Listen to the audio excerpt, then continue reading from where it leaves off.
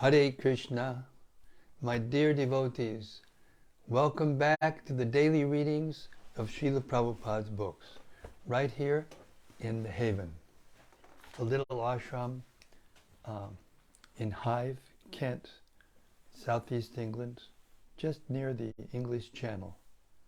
We're camped out here, trying to keep the sound vibration going. Shabda Brahma, Srila Prabhupada's transcendental literatures. And we're in the middle of the Śrīmad-Bhāgavatam, not in the middle, beginning. And we're so happy to be here. And we're so happy you are all here. Because this process of hearing and chanting Srila Prabhupada's books in the company of like-minded devotees with a taste for hearing is the path of perfection. It is the solution for all the problems of the world. At least they're contained within these literatures. And therefore perfection is at our fingertips, in our tip of our tongue. So join us now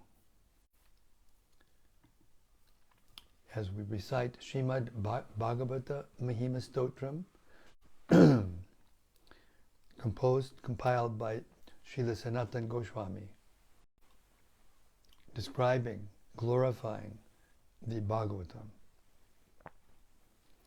As an obeisance to the Krishna Lila, the pastimes of Krishna in Vrindavan, because the Bhagavatam gave us those pastimes. It goes like this. Sarva Shastrabdi Piyusha, Sarva Vedaika Satpala, Sarva Siddhanta Ratnaja, Sarva Lokaika Drikprada. O nectar from the ocean of all scriptures, singular fruit of all the Vedas, rich mine of the precious gems, of all conclusive truths, you are the only giver of sight to all the worlds. Sarva Bhagavata Purāṇa, Śrīmad-Bhāgavata Prabho, Kali Dvandoditaditya, Sri Krishna Parivartita. O life air of all the Supreme Lord's devotees, O Master, Śrīmad-Bhāgavatam, you are the sun, risen in the darkness of Kali. You are the exact image of Sri Krishna. Paramananda Pataya, Prema Varshakshadayate, Sarvada Sarvasevyaya, Sri Krishnaya Namostume. I bow down to you, who are supremely blissful to read.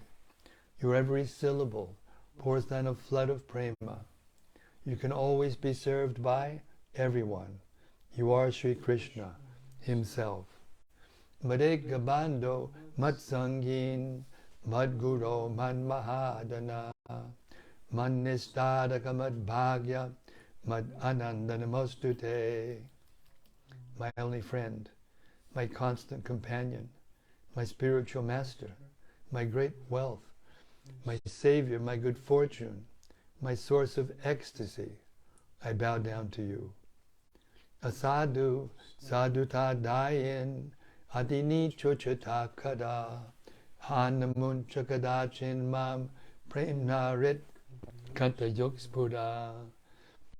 O bestower of saintliness to the unsaintly, O exalter of the most fallen, please never leave me. Always appear in my heart and my voice with pure love.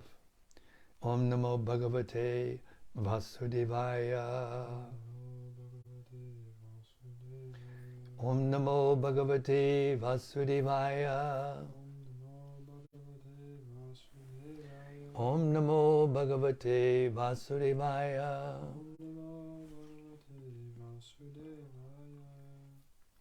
Okay, we reached the 24th chapter of the 3rd canto of Śrīmad-Bhāgavatam, the renunciation of Kardama Muni.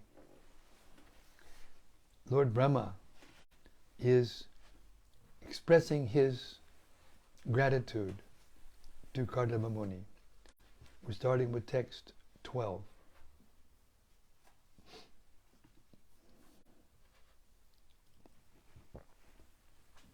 Lord Brahma said,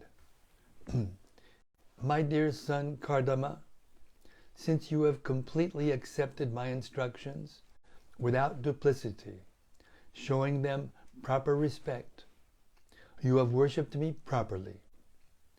Whatever instructions you took from me, you have carried out, and thereby you have honored me. Purport. Lord Brahma, as the first living entity within the universe, is supposed to be the spiritual master of everyone. And he is also the Father, the creator of all beings. Kardama Muni is one of the Prajapatis, or creators of the living entities, and he is also a son of Brahma. Brahma praises Kardama because he carried out the orders of the spiritual master in toto and without cheating. A conditioned soul in the material world has the disqualification of cheating. He has 4 disqualifications. He is sure to commit mistakes. He is sure to be illusioned. He is prone to cheat others, and his senses are imperfect. But if one carries out the order of the spiritual master by disciplic succession or the parampara system, he overcomes the 4 defects. Therefore, knowledge received from the bona fide spiritual master is not cheating. Any other knowledge which is manufactured by the conditioned soul is cheating only. Brahma knew well that Kardama Muni exactly carried out the instructions received from him, and that he actually honored his spiritual master. To honor the spiritual master means to carry out his instructions word for word. Text 13. Sons ought to render service to their father exactly to this extent. One should obey the command of his father or spiritual master with due deference, saying, Yes, sir. Purport. 2 words in this verse are very important. One word is pitari, and another word is guru. The son or disciple should accept the words of his spiritual master and father without hesitation. Whatever the father and the spiritual master order should be taken without argument. Yes, there should be no instance in which the disciple or the son says, This is not correct. I cannot carry it out. When he says that, he is fallen. The spiritual master, the father and the spiritual master are on the same platform because the spiritual master is the second father. The higher classes are called dvija, twice born. Whenever there is a question of birth, there must be a father. The first birth is made possible by the actual father, and the second birth is made possible by the spiritual master. Sometimes the father and the spiritual master may be the same man, and sometimes they are different men. In any case, the order of the father or the order of the spiritual master must be carried out without hesitation, with an immediate yes. There should be no argument. That is real service to the Father and to the spiritual master. Vishwanath Chakravarti Thakur has stated that the order of the spiritual master is the life and soul of the disciples. As a man cannot separate his life from his body, a disciple cannot separate the order of the spiritual master from his life. If a disciple follows the instructions of the spiritual master in that way, he is sure to become perfect. This is confirmed in the Upanishads. The import of Vedic instruction is revealed automatically only to one who has implicit faith in the Supreme Personality of Godhead and in his spiritual master. One may be materially considered an illiterate man, but if he has faith in the spiritual master, as well as in the Supreme Personality of Godhead, then the meaning of scriptural revelation is immediately manifested before him. Text 14. Lord Brahma then praised Kardama Muni's 9 daughters, saying, "All your thin-waisted daughters are certainly very chaste. I am sure that they will increase this creation by their own descendants in various ways." Purport.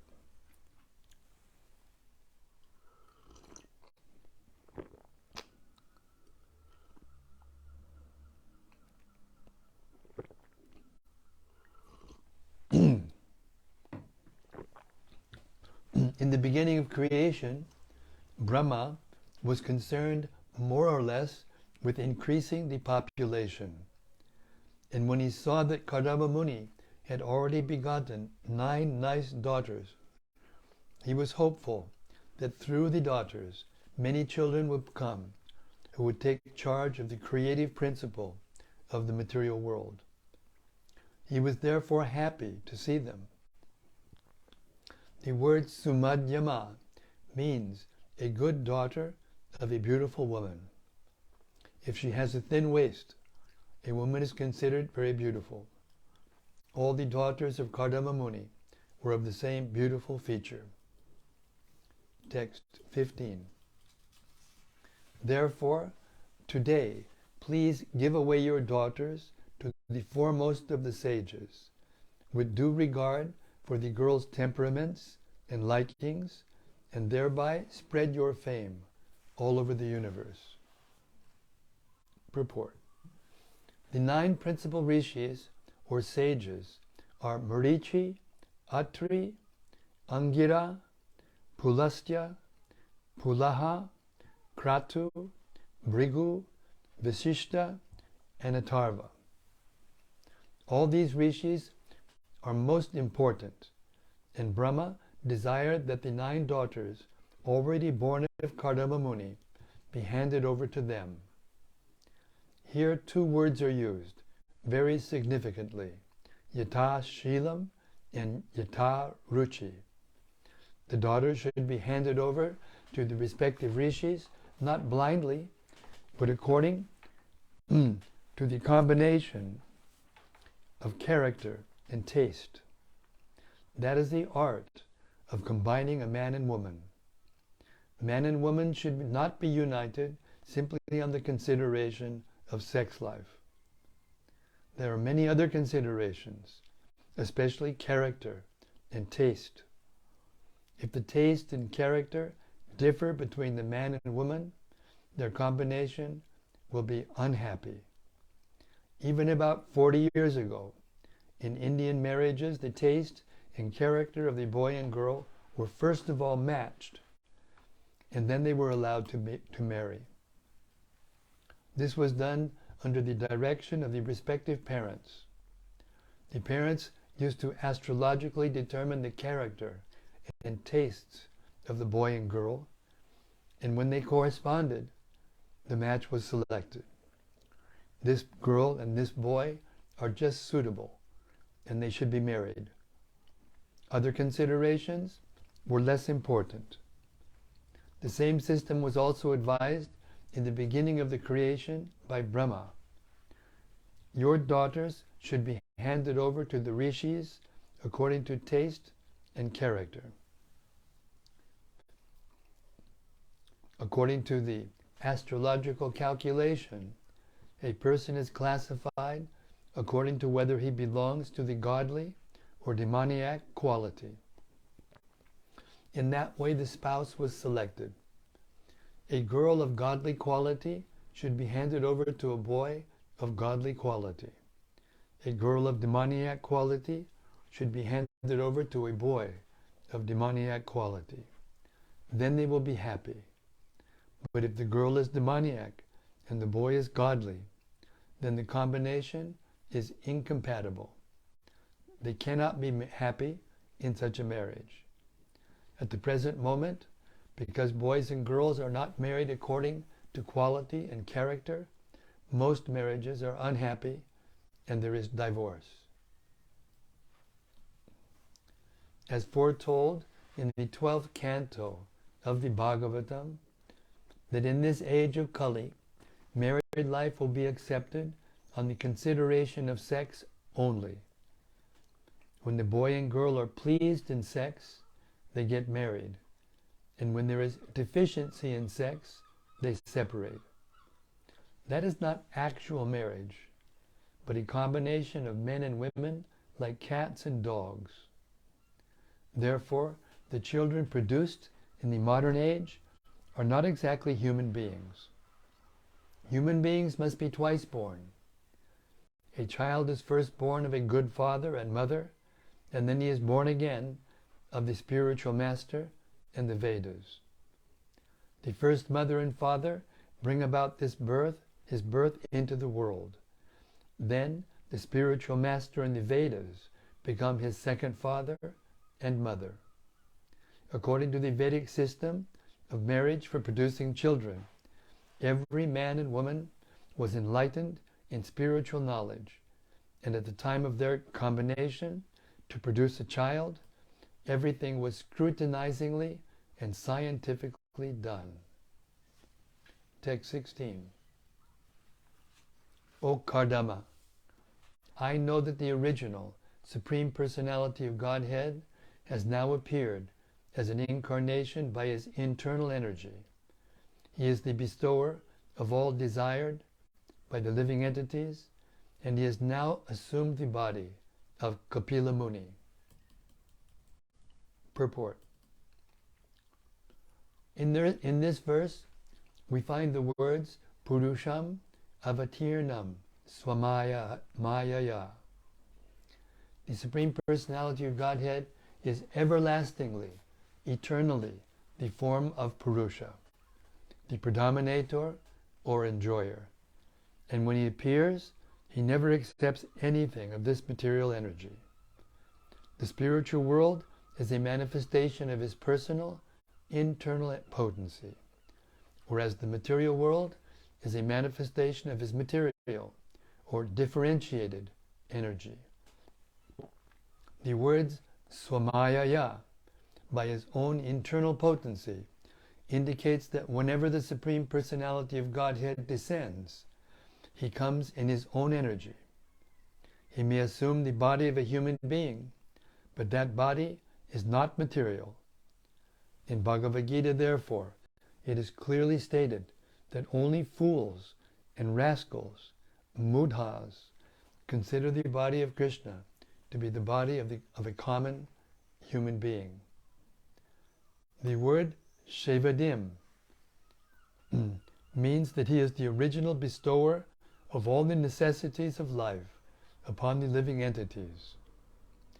In the Vedas also, it is stated that he is the chief living entity and that he bestows all the desired necessities of other living entities. Because he is the bestower of the necessities of all others, he is called God. The Supreme is also a living entity. He is not impersonal. As we are individual, the Supreme Personality of Godhead is also individual.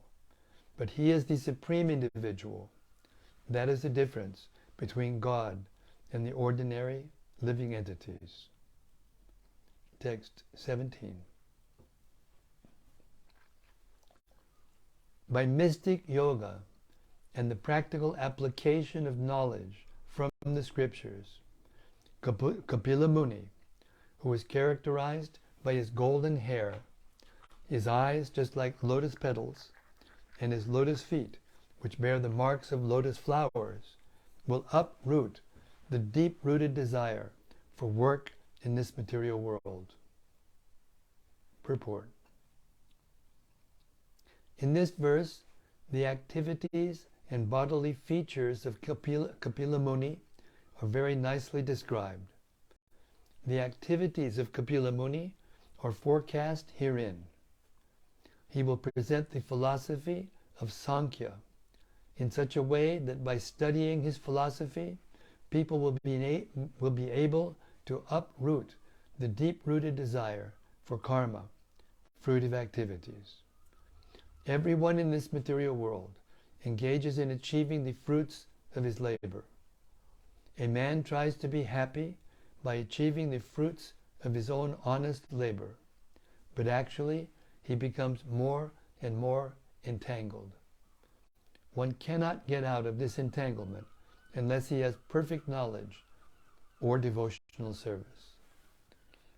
Those who are trying to get out of the entanglement by speculation are also doing their best, but in the Vedic scriptures we find that if one is taken to the devotional service of the Lord in Krishna consciousness, he can very easily uproot the deep-rooted desire for fruitive activities.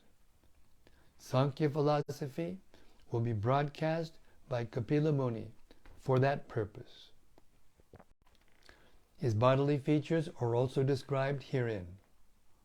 Jnana does not refer to ordinary research work. Jnana entails receiving knowledge from the scriptures through the spiritual master by disciplic succession. In the modern age, there is a tendency to do research by mental speculation and concoction. But the man who speculates forgets that he himself is subject to the four defects of nature. He is sure to commit mistakes. His senses are imperfect. He is sure to fall into illusion, and he is cheating. Unless one has perfect knowledge from the disciplic succession, he simply puts forth some theories of his own creation. Therefore, he is cheating people. Jnana means knowledge received through disciplic succession from the scriptures, and vijnana means practical application of such knowledge. Kapila Muni's Sankhya system of philosophy is based on jnana and vijnana. Text 18.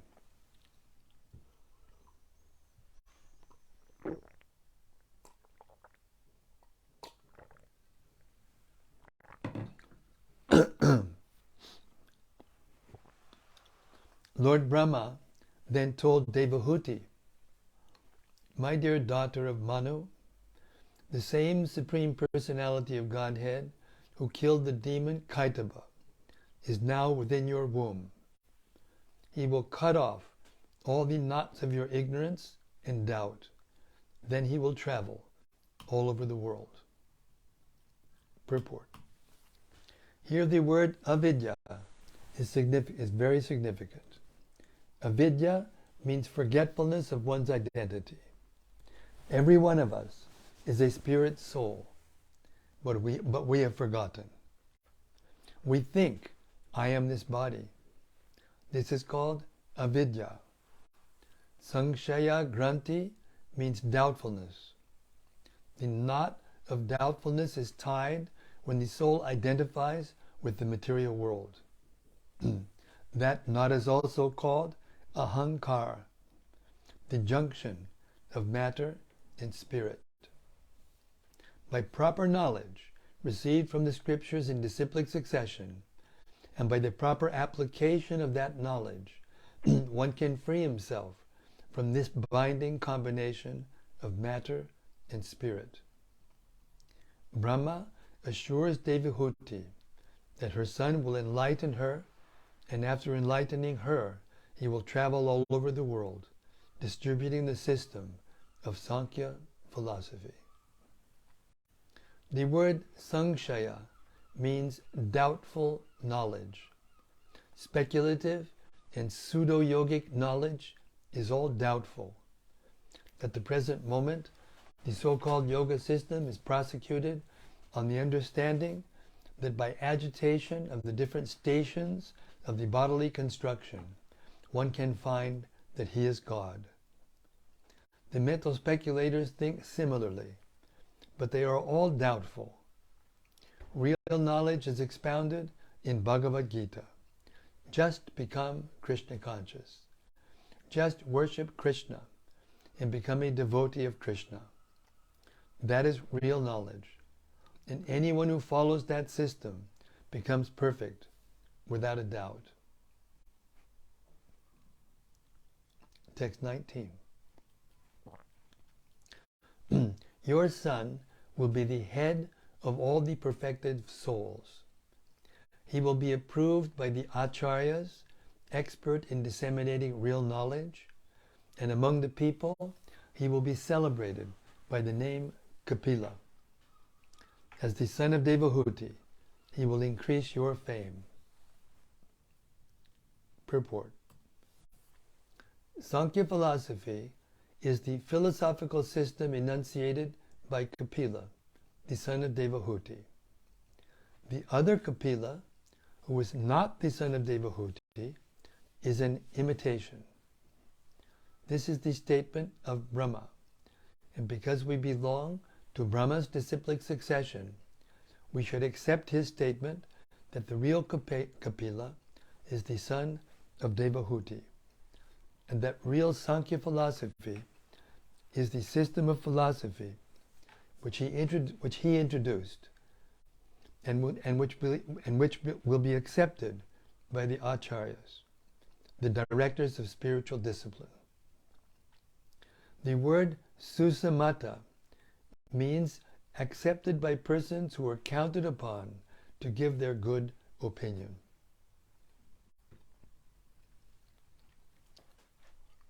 Text 20. Sri Maitreya said,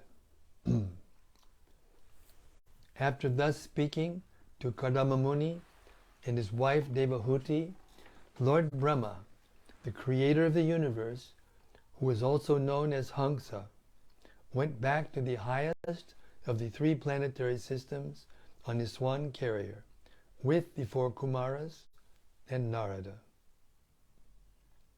Purport. The words Hanksena Yanena are very significant here. Hanksayana, the airplane by which Brahma travels all over outer space, resembles a swan. Brahma is also known as Hamsa because he can grasp the essence of everything. His abode is called Tridam Paramam. There are three divisions of the universe: the upper planetary system, the middle planetary system, and the lower planetary system. But his abode is above even Siddhaloka, the upper planetary system. He returned to his own planet with the four Kumaras and Narada because they were not going to be married. The other rishis who came with him, such as Marichi, Atri, remained there because they were to be married to the daughters of Kardama. But his other sons, Sanaka, Sanandana, Sanatana, and Narada, went back with him in his swan-shaped airplane. The four Kumaras and Narada are Naishtika Brahmacharis. Naishtika Brahmachari refers to one who never wastes his semen at any time. They were not to attend the marriage ceremony of their other brothers, Marichi and the other sages, and therefore they went back with their father, Hamsa. Text 21. O Vidura, after the departure of Brahma, Kardama Muni, having been ordered by Brahma, handed over his 9 daughters as instructed to the 9 great sages who created the population of the world. Text 22 and 23.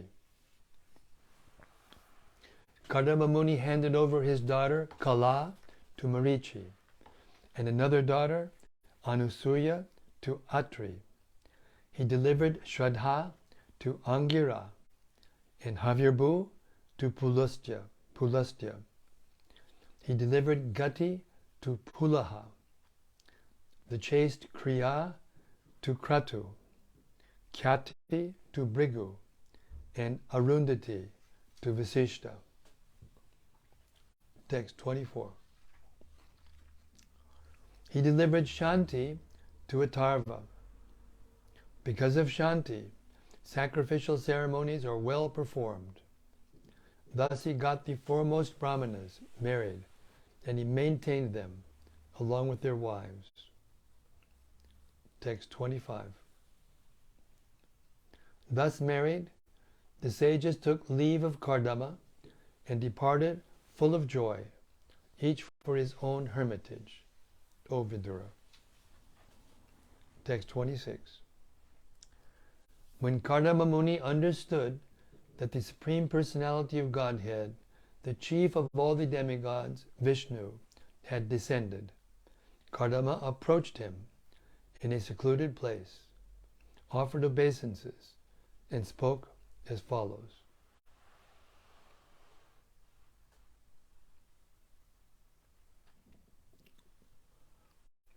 Purport. Lord Vishnu is called Triyuga. He appears in 3 yugas, Satya, Treta, and Dwapara. But in Kali Yuga, he does not appear. From the prayers of Prahlad Maharaj, however, we understand that he appears garbed as a devotee in Kali Yuga. Lord Chaitanya is that devotee. Krishna appeared in the form of a devotee, but although he never disclosed himself, Rupa Goswami could understand his identity, for the Lord cannot hide himself from a pure devotee. Rupa Goswami detected him when he offered his first obeisances to Lord Chaitanya. He knew that Lord Chaitanya was Krishna himself, and therefore offered his obeisances with the following words. I offer my respects to Krishna, who has now appeared as Lord Chaitanya. This is also confirmed in the prayers of Prahlad Maharaj. In Kali Yuga, he does not directly appear, but he appears as a devotee. Vishnu therefore is known as Triyuga. Another explanation of Triyuga is that he has 3 pairs of divine attributes, namely power and influence, piety and renown, and wisdom and dispassion. According to Sridhar Swami, his 3 pairs of opulences are complete riches and complete strength, complete fame and complete beauty, and complete wisdom and complete renunciation. There are different interpretations of Triyuga, but it is accepted by all learned scholars that Triyuga means Vishnu. When Kardama Muni understood that his son Kapila was Vishnu himself, he wanted to offer his obeisances. Therefore, when Kapila was alone, he offered his respects and expressed his mind as follows.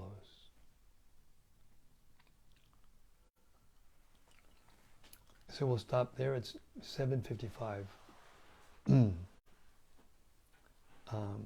We'll begin tomorrow with text 27, and we'll hear what Kardama said to Kapila. And in the meantime, please be our guest and bless us with your reflections on this subject matter we read tonight. Beautiful verses, beautiful purports.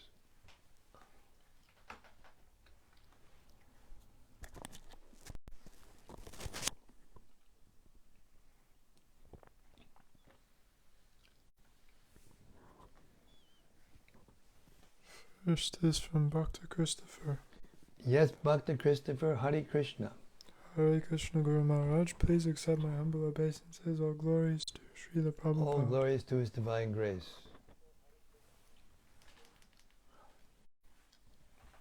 And from Gopakanya. Yes, Gopaganya, Devi Dasi. Hare Krishna, dear Maharaj, and all assembled sages. All glories to Srila Prabhupada and Śrīmad-Bhāgavatam. Jai, all glories to the Srimad-Bhagavatam. Jai Ho The book Maharaj. Bhagavata and the person Bhagavata. Sudevi Dasi says Hare Krishna Maharaj. Hare Krishna to you, Sudevi Dasi. Hari Bol.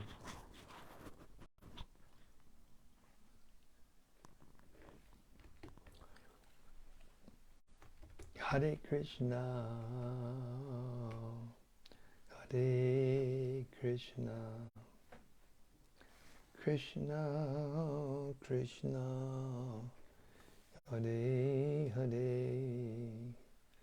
Hare Rama, Hare Rama, Rama Rama, Hare Hare. Hare Krishna, Hare Krishna, Krishna Krishna, Hare Hare, Hare Rama, Hare Rama, Rama Rama, Hare Hare. From Gauranga Gopal. Yes, Gauranga Gopal. Hare Krishna Maharaj, please accept my humble obeisances. All glories to Srila Prabhupada. Hare Krishna. What a purport under verse 13. Yes. Quote, as a man cannot separate his life from his body, a disciple cannot separate the order of the spiritual master from his life. If a disciple follows the instruction of the spiritual master in that way, he is sure to become perfect. There you have it. The secret to making advancement in spiritual life. Yes, this is a wonderful section of Śrīmad-Bhāgavatam. We shouldn't argue with the spiritual master. And even if the disciple is a greater devotee, it happens. It sometimes happens. Still, the disciple will not argue with the spiritual master.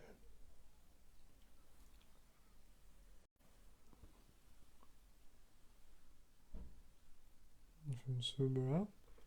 Yes, Subarao, Haribol. Hare Krishna Maharaj, please accept my humble obeisances. All glories to Srila Prabhupada. Jai Srila Prabhupada. Thank you for keeping us on the track of Bhagavatam Shravanam. One of the gems is in 324.18.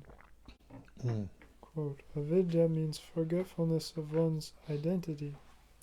Every one of us is a spirit soul, but we have forgotten. We think, I am this body. This is called avidya. Samshaya granti means doubtfulness. The knot of doubtfulness is tied when the soul identifies with the material world. That knot is also called ahankara, the junction of matter and spirit. By proper knowledge received from the scriptures in disciplic succession, and by proper application of that knowledge, one can free himself from this binding combination of matter and spirit. Yes. Because the Lord is the source of everything. He's the source of the material and the spiritual worlds. And because the material world is inferior to the spiritual world, it requires the Lord's mercy to us to be able to see the difference properly.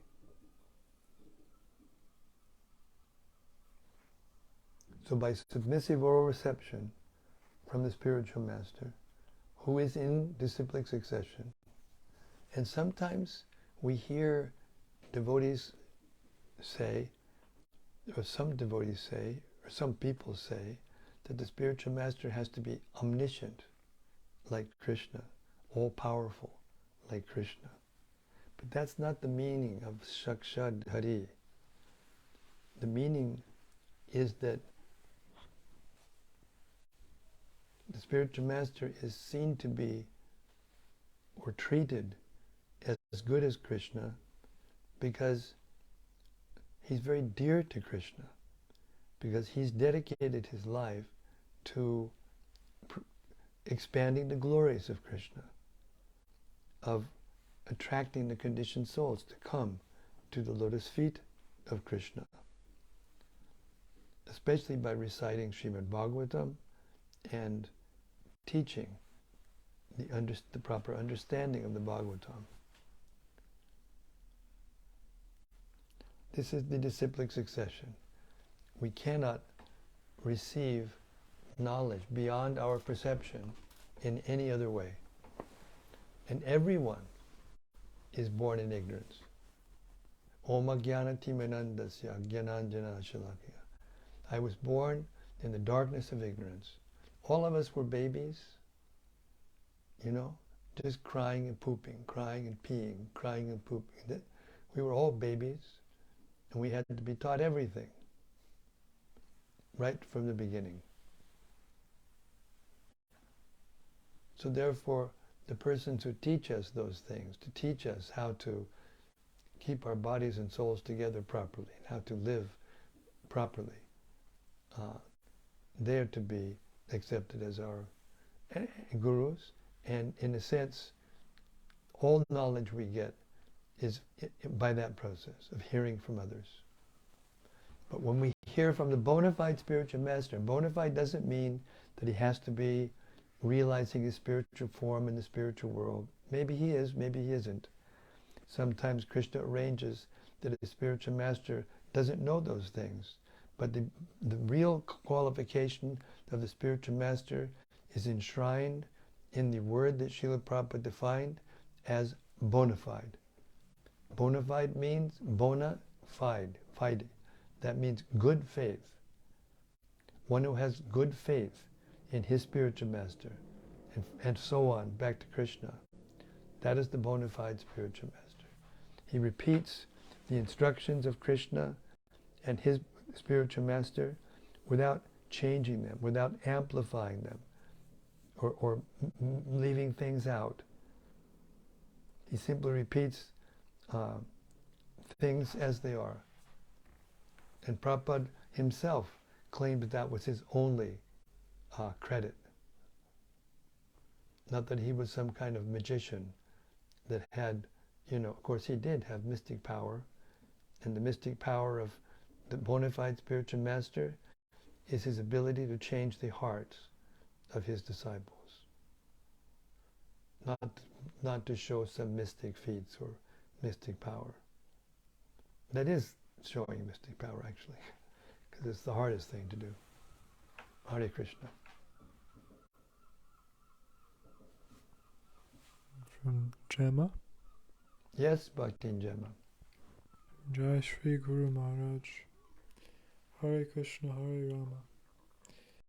Can I please offer you my humble obeisances and say thanks again for reading? Oh, how exciting! Lord Kapila Dev is beautiful. My friend bought me a Ganesh bracelet today from holiday, and I just put it on then.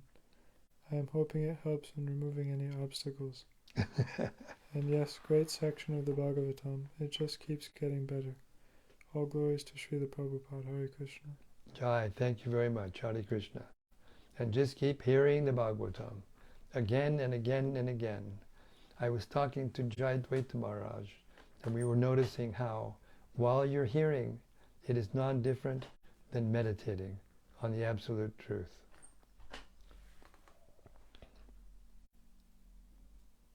And that is the way of assimilating this knowledge, to hear submissively from the proper source for a long time, in great seriousness.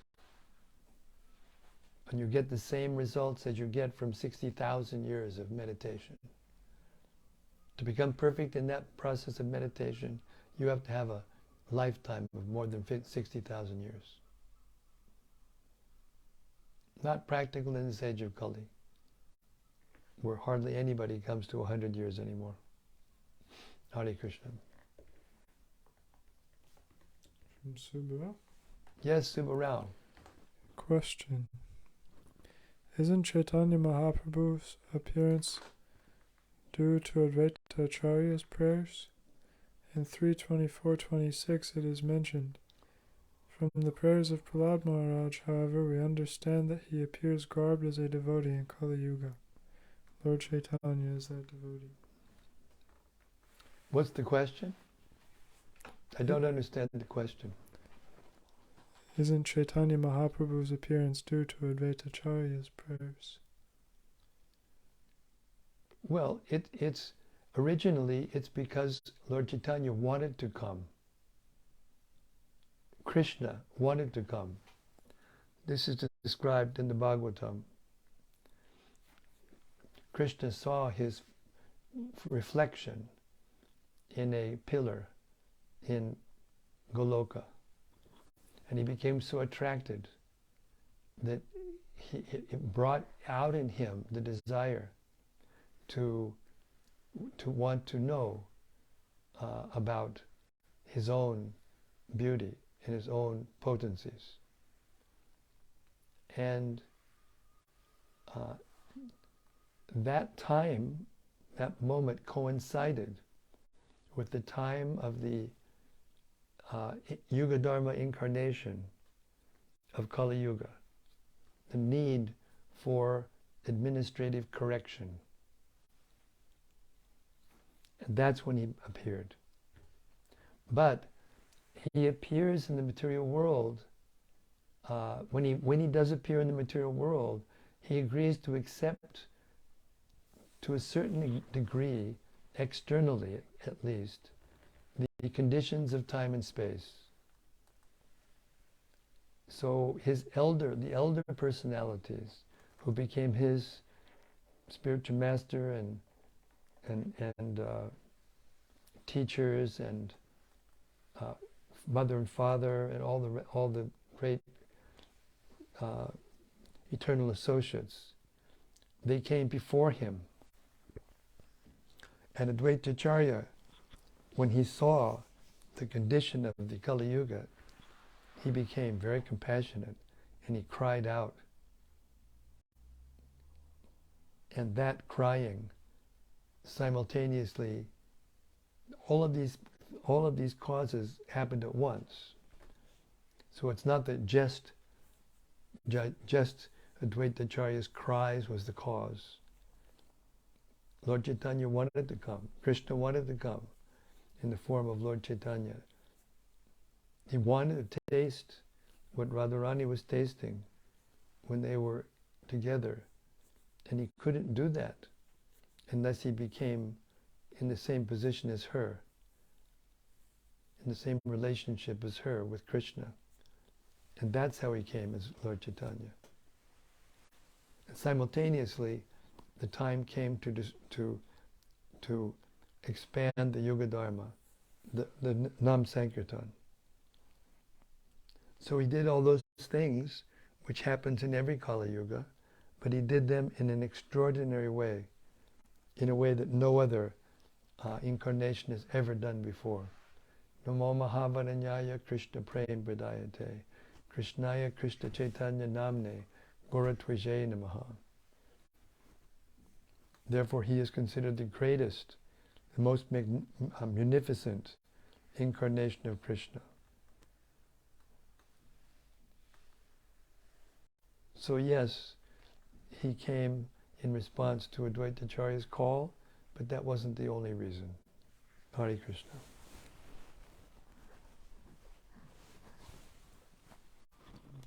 Daitari Hari. Yes, Daitari Hari, Haribo. Hare Krishna Maharaj, thanks for tonight's reading. It was interesting hearing that the Father and the Spiritual Master are non-different because the Spiritual Master is the second Father. It's interesting that Prabhupada often makes statements about life based on the ideal Vedic civilization. It seems like we should understand everything in proper context. I guess I'm grateful to my father for maintaining me growing up and doing what he thought was right. But at the same time, I'm glad I didn't follow his instructions for life. That's correct. It's completely correct. There is an obligation, but that obligation, when the father doesn't know what the truth is and how to teach it to the son, just like Brahma, he asked the Kumaras, which are the first mind-born sons, to populate the universe by getting married, and they refused. And Prabhupada says in the purports to those verses, this is the one instruction that you can disobey without making an offense to the father.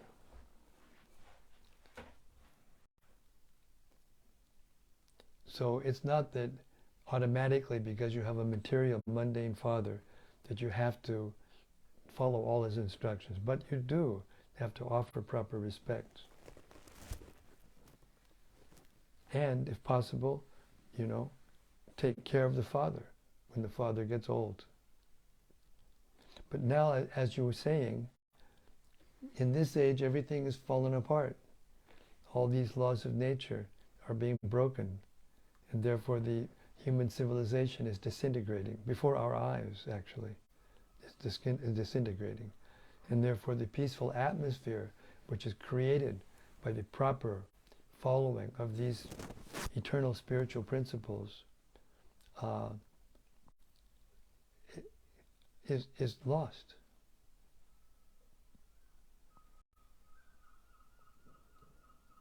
But if you follow the order of the spiritual master, bona fide spiritual master, and surrender to Krishna, because that's his duty, to teach you to surrender to Krishna, not to himself, but to Krishna, then the imports of the knowledge are revealed to you within your heart. If we have full faith in Krishna and full faith in our spiritual master, then one gets the intelligence to understand.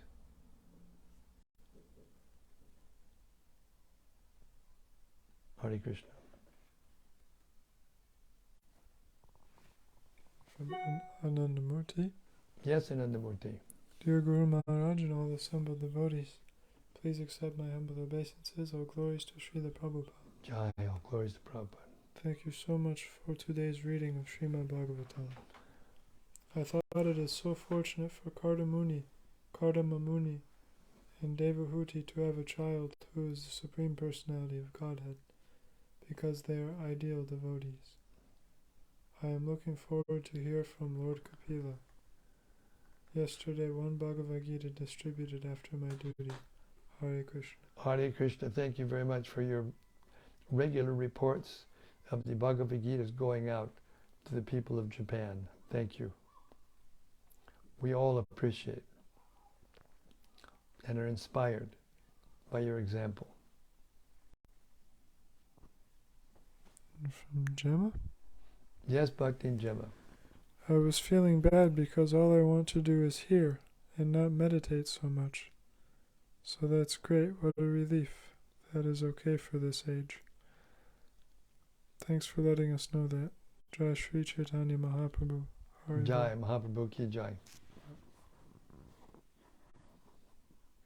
And we're going to hear that directly from Kapila Dev in response to Devahuti's questions later.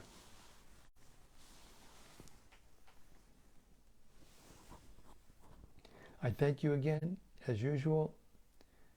Śrīmad-Bhāgavatam ki Jai. Samaveda Bhakta Vrinda ki Jai. Gaur Premanandi Hari Hari Bol.